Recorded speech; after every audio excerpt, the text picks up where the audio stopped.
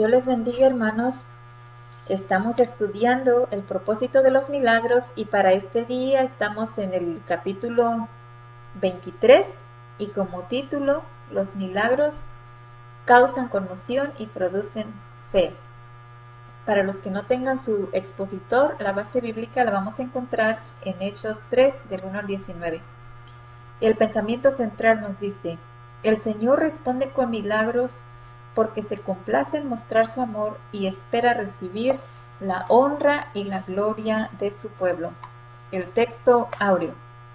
Y por la fe en su nombre, a este que vosotros veis y conocéis, le ha confirmado su nombre, y la fe que es por él ha dado a este esta completa sanidad en presencia de todos vosotros. Hechos 3:16. Como toda clase también, en este día también hay 3 objetivos y el número 1 nos dice que podamos entender los propósitos divinos en la realización de los milagros. Número 2, que podamos comprender que aunque no tenemos muchas cosas materiales, tenemos el poder de Dios y debemos usarlo. Amén. Número 3, que podamos motivarnos a ser más sensibles al mover del Espíritu Santo para llegar a ser la obra del Señor. En la clase de hoy, hermanos, vamos a estar viendo la historia de un hombre que había sido minusválido de nacimiento y cómo este milagro produjo conmoción y fe en medio del pueblo.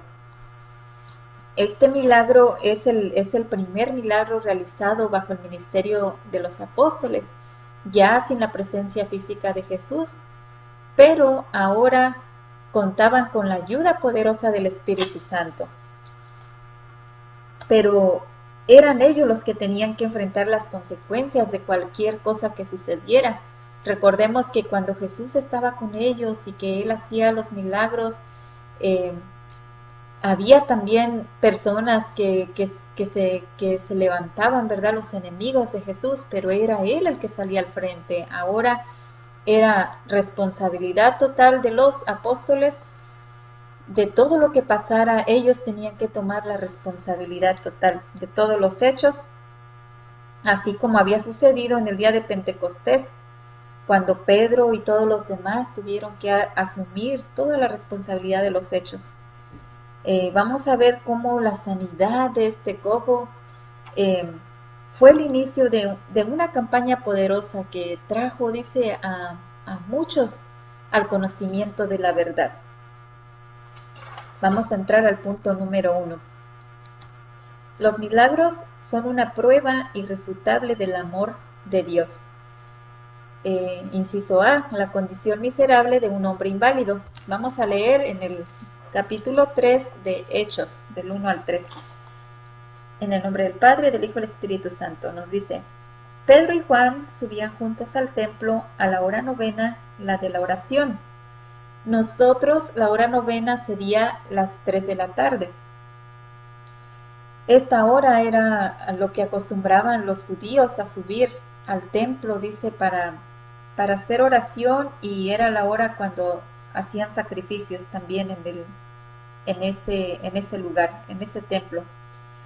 Y dice: y era traído un hombre cojo de nacimiento, a quien ponían cada día a la puerta del templo que se llama La Hermosa, para que pidiese limosna de los que entraban en el templo. Cuando vio a Pedro y a Juan que iban a entrar en el templo, les rogaba que le diesen limosna. Nos dice que Pedro y Juan fueron 2 de los primeros discípulos que Jesús llamó. Pedro era hermano de Andrés y Juan era hermano de Jacobo. Sin embargo, los vemos juntos en diferentes actividades del ministerio. Por ejemplo, cuando fueron compañeros, cuando Jesús los mandó a preparar el lugar para la Pascua. Esto lo podemos encontrar en Lucas 22:8. También estuvieron juntos en la casa del sumo sacerdote la noche que fue llevada el juicio del Señor. Esto es en Juan 18:15. Y en otra ocasión, pasaron juntos la noche en una cárcel por haber predicado en los alrededores del templo. Esto está en Hechos 4:13. Más tarde también fueron enviados por los apóstoles desde Jerusalén hasta Samaria para ir a supervisar el avivamiento que se había iniciado bajo el ministerio de Felipe. Pero en esta ocasión nos dice la palabra que iban juntos a orar al templo. Pero, como era de costumbre, dice que iban juntos al templo a orar, como era de costumbre. Pero vamos a ver cómo esta rutina de la costumbre se rompe. Cuando dieron lugar al Señor para que interviniera. Nos dice que había un hombre que había sido llevado y estaba sentado a la puerta del templo. Imagínense la condición de este hombre. Un hombre que dependía de sus familiares, dependía de alguien más para que lo movieran de un lugar a otro, y además que él dependía de las ayudas que le daban ahí, las limosnas que le daban por lástima, ¿verdad? Y vivía el día a día de lo que le daban. Pero nos dice la palabra que hubo un encuentro entre estos discípulos del Señor y entre el cojo de nacimiento. Y posiblemente ya lo habían visto muchas veces antes, pero ellos estaban a punto de ser testigos de cómo Dios iba a obrar poderosamente en la vida de este hombre. Y iba a cambiar por completo la historia de este pobre hombre, pero a la vez afortunado. ¿Por qué? Porque ya su vida sería diferente. Algo iba a suceder. No sería como todos los demás días que él estaba sentado en ese lugar. Algo diferente iba a suceder en ese día. Y este cuadro, ¿verdad?, nos es muy familiar a hoy en día porque vemos a personas esperando probar el amor de los que dicen venir a adorar a Dios. Se ponen, ¿verdad?, allí a la puerta del templo, o se ponen en diferentes lugares para presionar la conciencia de los religiosos, para ver que si realmente tienen ese amor que dicen que profesan allí adentro del templo. Y algunos tienen otras necesidades, además de las físicas y económicas. Y esto nos ayuda a nosotros a pedirle la ayuda, la dirección al Espíritu Santo. ¿Para qué? Para que podamos ayudarles también. Pero siempre es bueno pedirle la dirección al Espíritu Santo. Amén. Vamos a ver el punto B, la actitud de fe y valor de los apóstoles.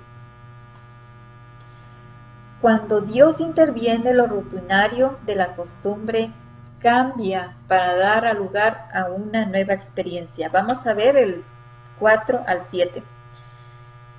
Pedro, con Juan fijando en él los ojos, le dijo: míranos. Entonces él les estuvo atento, esperando recibir de ellos algo.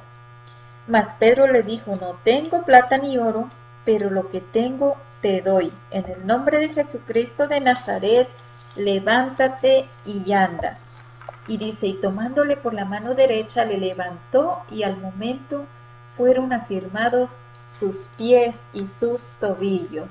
Gloria a Dios.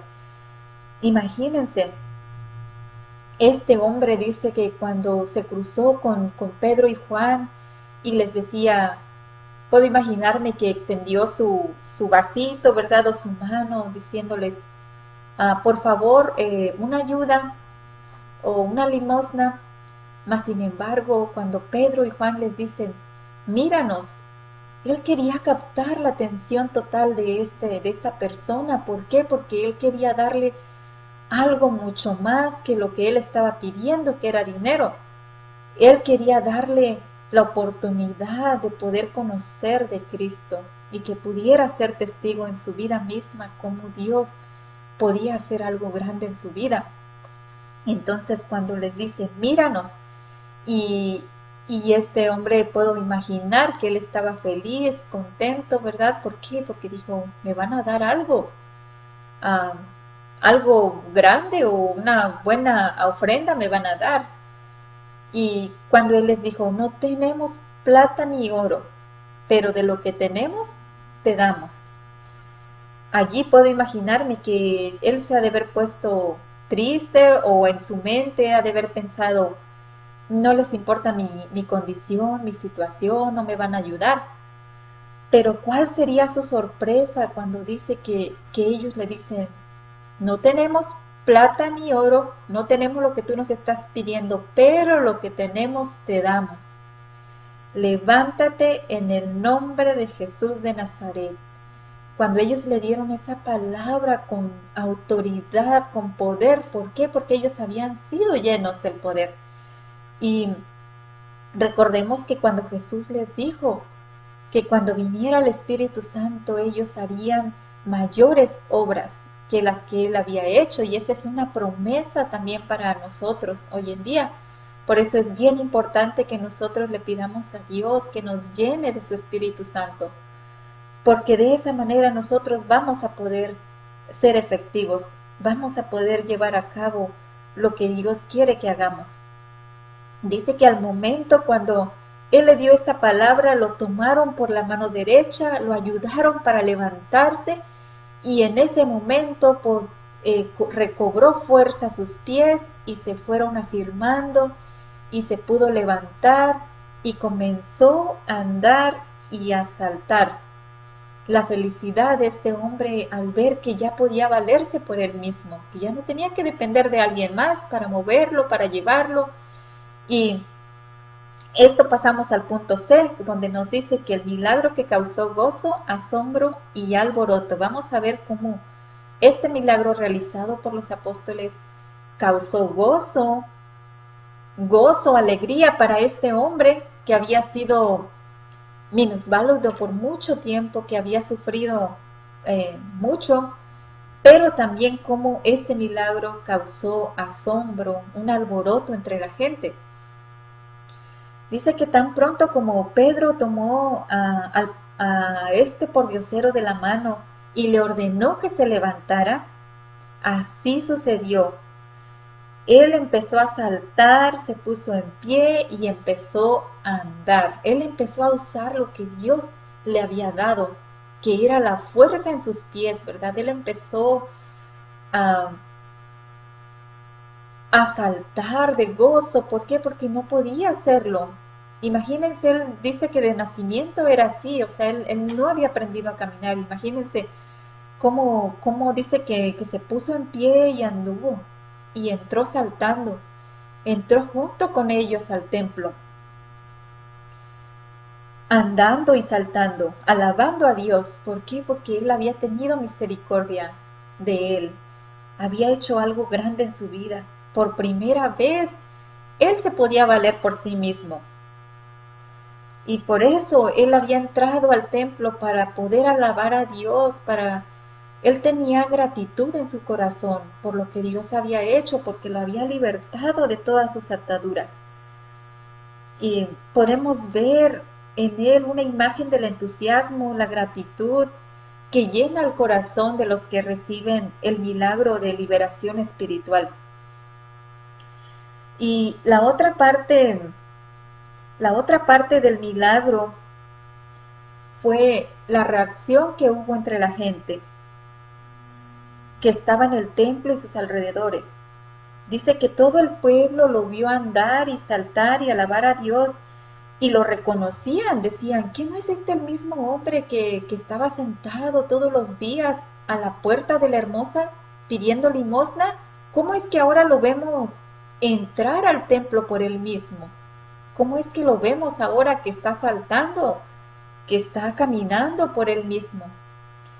Había asombro, había confusión entre la gente porque no podían entender ellos cómo había sucedido esto. Pero Jesús ya había hablado acerca de la importancia de los milagros. nos dice que los milagros era necesario que sucedieran. ¿Para qué? Para que la gente crea. Porque Jesús le decía, si no hago las obras de mi Padre, no me crean. Mas si las hago, aunque no me crean a mí, créanle a las obras para que conozcan y crean que el Padre está en mí y yo en el Padre. Esto lo dice en Juan 10, del 37 y 38. Muchos de los que estaban allí en el templo habían sido testigos de todos estos acontecimientos ah, que habían pasado recientemente, como la persecución y la muerte de Jesús. También habían sido testigos de cómo había sido derramado el Espíritu Santo en, en el día de Pentecostés en el aposento alto. Ahora tenían ante sus ojos un milagro más en nombre de Jesucristo de Nazaret. Y esto los asombró, dice, los asustó. ¿Por qué? Porque ellos creían que Jesús ya había dejado de existir. Y así es en el mundo de hoy también. El mundo se asombra y reconoce que Jesús está activo y vivo cuando lleva a cabo milagros en respuesta a la oración de los que creen. Vamos a pasar al punto número 2. Nos dice, los milagros proveen oportunidades para la predicación. Inciso A. El entusiasmo de la gente abre la puerta al mensaje. Para esto vamos a leer el versículo 11. Nos dice,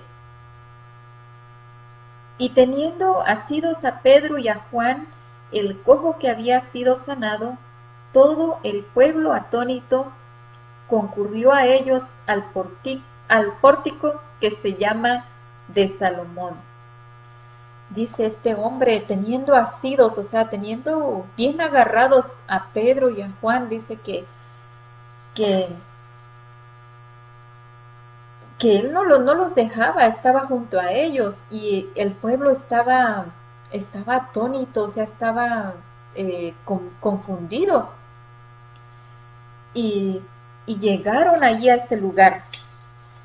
Entonces nos dice que este hombre había nacido con este impedimento, ¿verdad?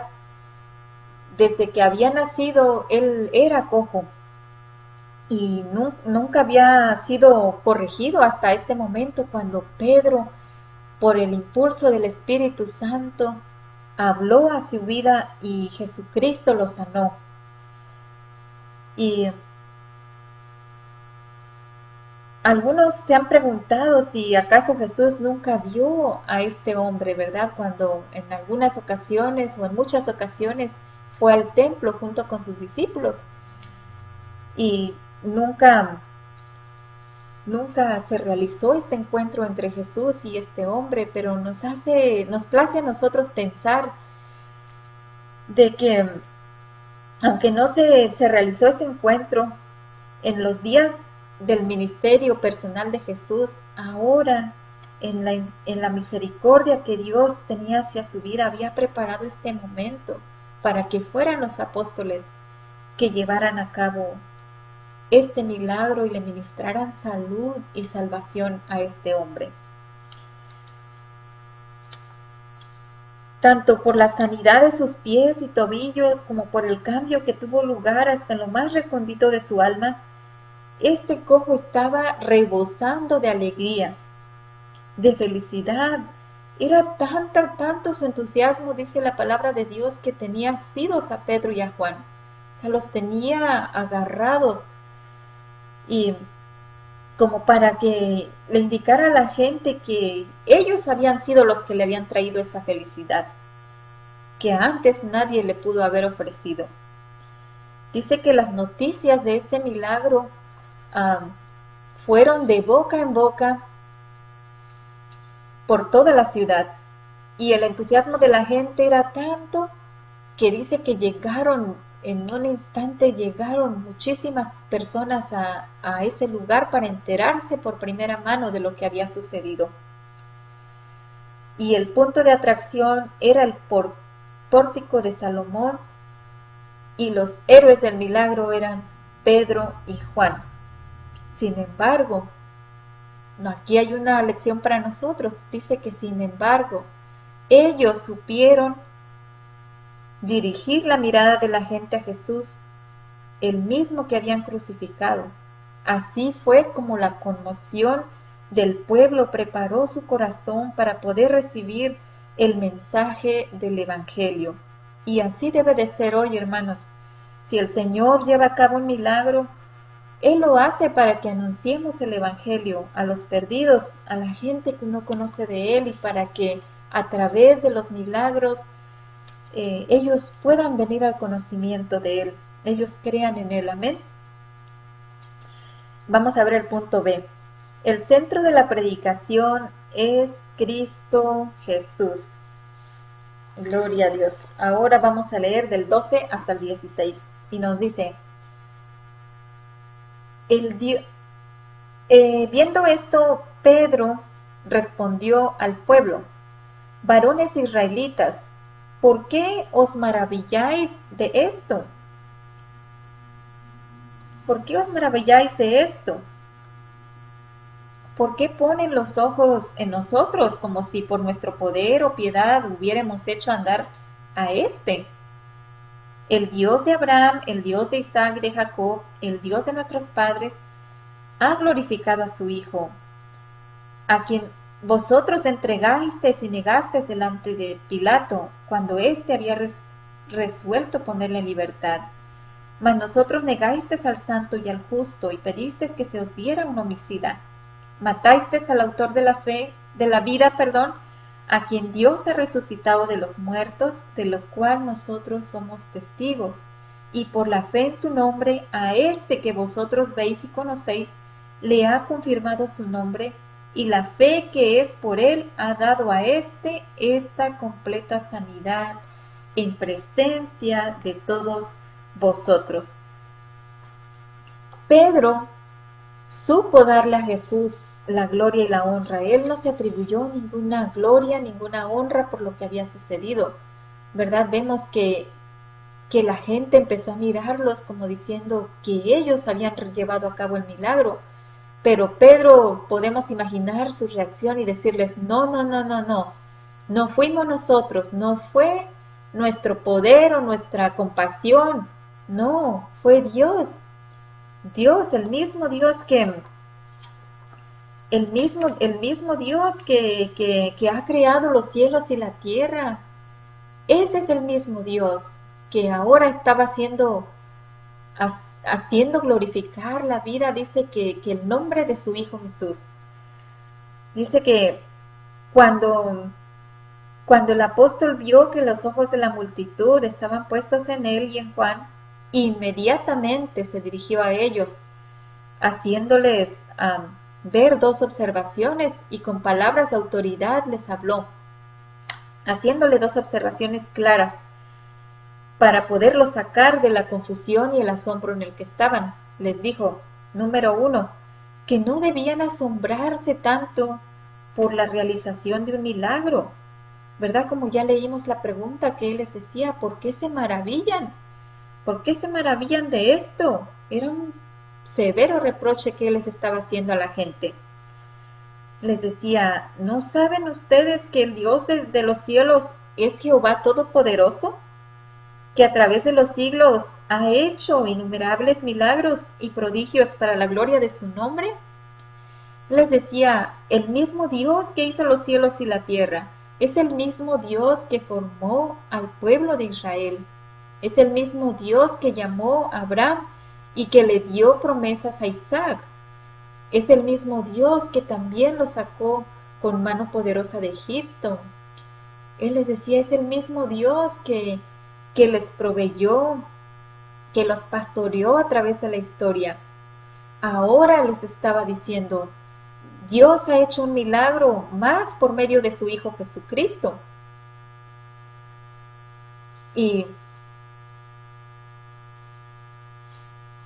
ahora es una pregunta buena para nosotros el pensar, ¿será ¿será que nosotros también sabemos reaccionar ante un milagro? ¿Sabemos nosotros guiar la reacción de otros a Jesús en medio de un hecho sobrenatural. Pedro les estaba diciendo, no deben de asombrarse por lo que ha sucedido. Ustedes han conocido que Dios ha sido todopoderoso. Él ha hecho tantas maravillas. Esto es una maravilla más que Dios ha hecho, pero para glorificar a su Hijo Jesús. Número 2. Él les decía que no debían poner sus ojos en los hombres, sino en Dios. Pedro les decía, ¿por qué ponen los ojos en nosotros? Como si por nuestro poder o nuestra piedad hubiéramos hecho caminar a este hombre. Lo que Dios quería hacer, el propósito de Dios al haber sanado a este cojo era despertar la fe en su pueblo y poderlos traer al arrepentimiento. ¿Por qué? Porque los judíos se habían alejado completamente de Dios. Estaban siguiendo tradiciones humanas y la evidencia de todo esto era que habían mostrado ignorancia de su palabra, habían ignorado, habían actuado con incredulidad ante las promesas que Dios ya le había dado. Y también cómo habían despreciado con violencia, dice, a Jesucristo. Cuando lo llevaron hasta la muerte, ¿verdad? Por eso Pedro les daba un mensaje basado en hechos históricos. Él les decía, el Dios de Abraham, de Isaac y de Jacob todavía está en acción. Y les decía también que Dios había glorificado a su Hijo Jesús, después de que ellos se habían equivocado, ¿verdad? Cuando habían dejado que Pilato soltara a Barrabás y que culparan a Jesucristo.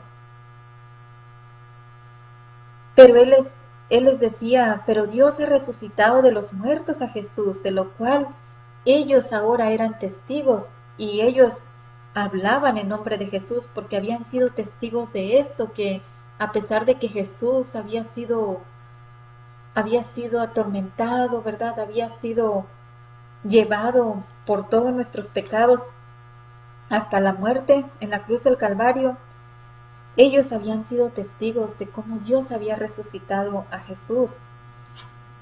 Y les decía, no solo predicaban el Evangelio, sino que su predicación ahora era confirmada con milagros. Aunque solamente se nos da un resumen del mensaje, nosotros podemos sentir el poder de su contenido y aprender que Jesús siempre debe ser el centro de toda predicación. El inciso C nos dice, el fin es que la gente se convierta al Señor. Gloria a Dios, dice. Mas ahora, hermanos, sé que por ignorancia lo habéis hecho, como también vuestros gobernantes. Él les decía, nosotros entendemos que ustedes todo esto lo hicieron porque actuaron con ignorancia, ustedes no sabían, y aún los gobernantes. Pero Dios, les dice en el 18, pero Dios ha cumplido así lo que había antes anunciado por boca de sus profetas, que su Cristo había de padecer.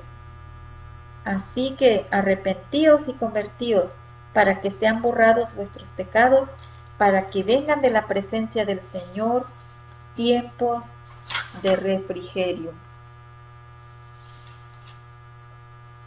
Dice, por eso Pedro, después de haber sacudido a sus oyentes con fuertes denuncias y francas declaraciones, ahora se está compadeciendo de ellos y les dice, hermanos, yo sé que por ignorancia ustedes lo hicieron, como también los gobernantes.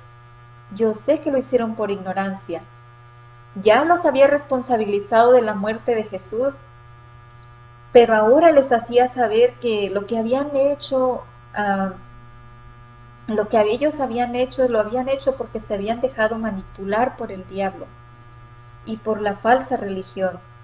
Y de aquí aprendemos que detrás de las obras malas de la gente el que está detrás de todas esas obras es siempre Satanás. Y nosotros, hermanos, debemos atacar al pecado, pero no al pecador. Hay que hacerles sentir que aunque aborrecemos lo que hacen, ¿verdad? Aunque no aceptamos las obras malas que hacen, eh, los amamos por lo que son, y por lo que pueden ser si vienen al Señor. Así es como Pedro aprovecha este momento, ¿verdad? Para enfrentar al ser humano y desafiarlo, decirles que era necesario arrepentirse y aceptar a Jesucristo como su Salvador, o podían rechazar ese regalo de vida eterna que estaba ofreciéndoles Dios. Por eso Pedro les hace dos declaraciones. Les dice que Dios no ha fallado en su plan redentor, que Dios ha cumplido así lo que había anunciado por la boca de todos sus profetas, que su Cristo había de padecer. En otras palabras, lo que les estaba diciendo, que la muerte de Jesús no había sido una tragedia, sino que había sido un paso indispensable para sellar con sangre el pacto eterno de Dios con Abraham y con todas las naciones. Esto lo vemos en Génesis 22:18.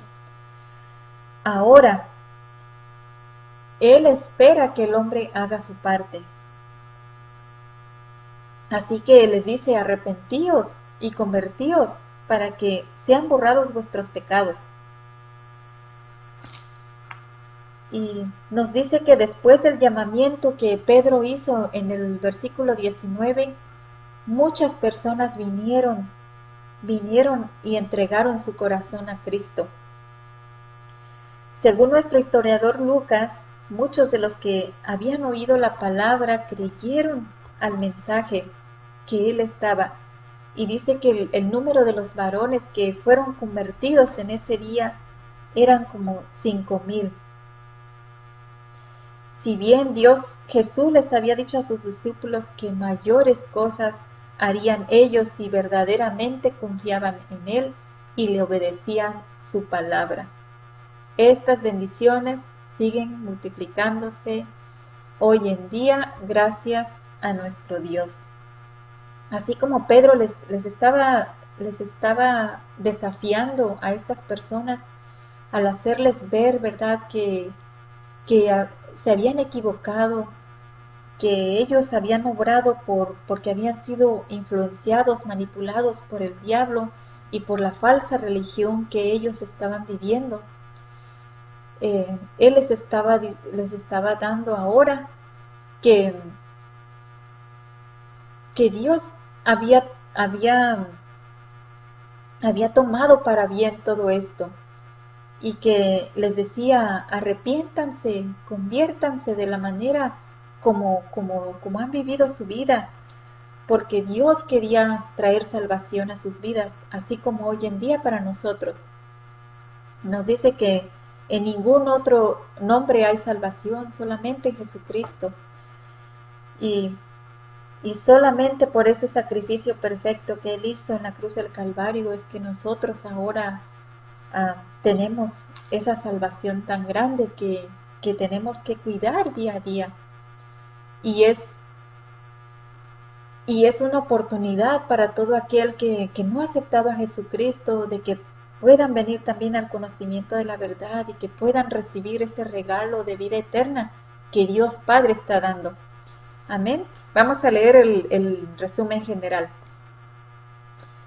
Nos dice que este milagro del cojo fue registrado como el primer milagro realizado bajo el ministerio de los apóstoles Pedro y Juan, quienes habían sido compañeros en varias actividades. Ahora en este momento estaban subiendo juntos al templo a la hora del sacrificio de la tarde para llevar a cabo sus oraciones como era la costumbre. Sin embargo, vimos en esta lección cómo la rutina de la costumbre fue interrumpida ante un acontecimiento que iba a quedar registrado como el inicio de una campaña del poder de Dios. Cuando los apóstoles llegaron a donde estaba este mendigo, este les hizo la misma solicitud. O sea, este les pidió lo mismo que les pedía a todas las personas que entraban al templo. Pero Pedro vemos que le confesó que no tenía ni plata ni oro, como en el caso de muchos predicadores, pero tenían algo mucho mejor que ofrecerle. Tenían la gracia y el poder de Jesucristo. Confiando en las promesas de Dios y en la investidura del Espíritu Santo, Pedro, después de atraer la atención y la fe de este hombre, le ordenó que en el nombre de Jesús de Nazaret se levantara y caminara.